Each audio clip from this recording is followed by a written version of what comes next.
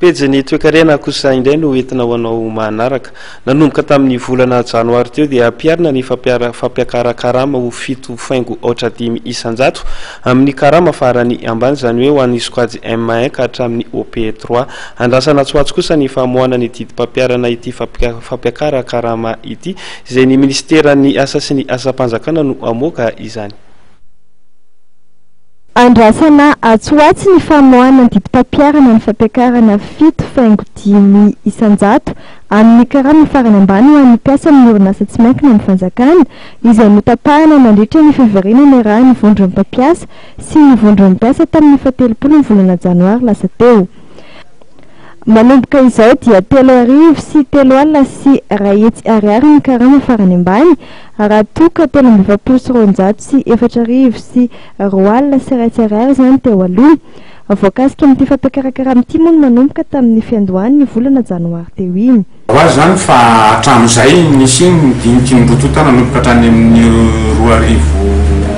taona 2 dia tsy maintsy eo foana zany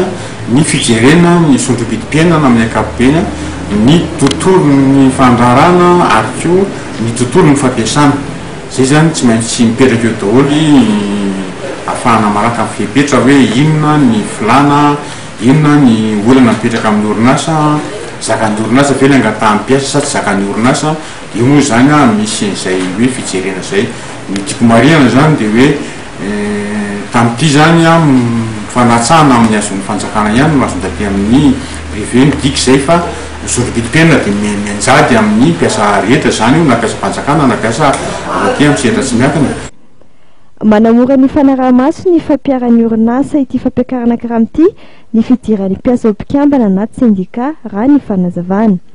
Zany aloha ny sendika izay azo lazaina hoe voakasika amin'ny vatana amin'ny fanarahana eo koa ny vondron'ny mpampiasa fa misy moa zany hoe tsy ao anatin'ny sendika tsy ao anatin'ny vondron'ny mpampiasa dia ireny zany ny fanjakana no tena manao ny fanaraha-maso ny azo lazaina zany dia hoe fanapitraina tany amin'ny fanjakana tamin'ny farany volana teo zany izay taratasy ny fanarahana amin'ny famaritana ny karama farany ambany izay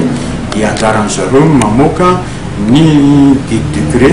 ahafahana mampanakiry izay manerana ny tasy ny fanjakana dia rehefa avy eo zany ny inspection de travail no mijery ny fampiarana azy satria ny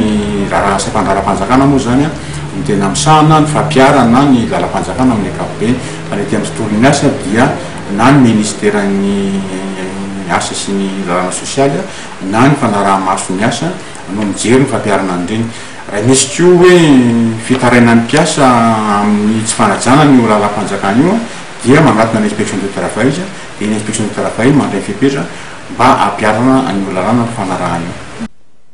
Ankoatra io dia fantatra fa ny karama farany ambany ihany no voakasika ity fampiarana karama 7.5 isanjato ity saingy tsy manaka ny ireo mpampiasa ampiatra fampiakarana ny ireo mpiasa mandray karama mihoatra ny karama farany ambany izany. Fampidiniana manokana eo anivon'ny fampiasa amin'ny orinasa sy ny sendika mpiasa ao aminy kosa no anapahana makasika izany.